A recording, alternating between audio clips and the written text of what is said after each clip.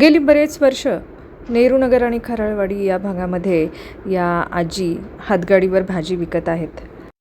या वयातही त्या कष्ट करताना दिसतात आणि आनंदानं करतात.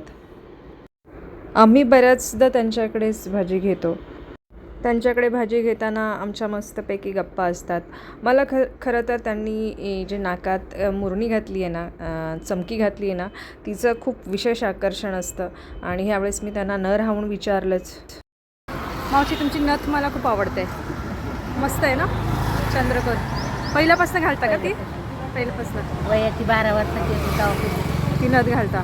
एकच नथ? एकच. हां, तिकडे रिवाजच आहे आमच्या बीड जिल्ह्यामध्ये. बीडमधले. हां, मावशी ही भाजीपाल्याचा गाडा चालवतात नेहरूनगर साईडमध्ये. मी मुलांना खरं तर यावेळेस शाळेमधून कलेक्ट करायला आली होती आणि त्याच वेळेस आजींनासुद्धा त्यांची नातवंडं दिसली आणि त्यांनी बघितलं की मुलांनी डबा खाला नाही.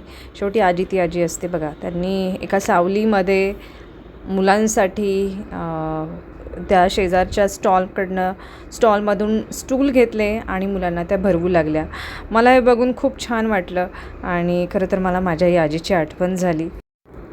आपल्यावर प्रेम करणारी ही लोकं, म्हणजे आजी असेल, आई असेल, मावशी असेल, किती निस्वार्थ प्रेम करत असतात.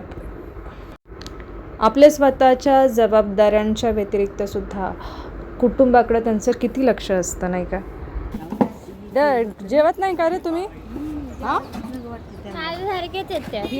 तरी खाती पण हे तर हरामी. का रे, तू का नाही जेवत? नाव सांग ना तुझं. भूमी. सारंगी सार्थक भूमी. किती वर्षाचे आहात? 8 वर्षाचा आहे तू?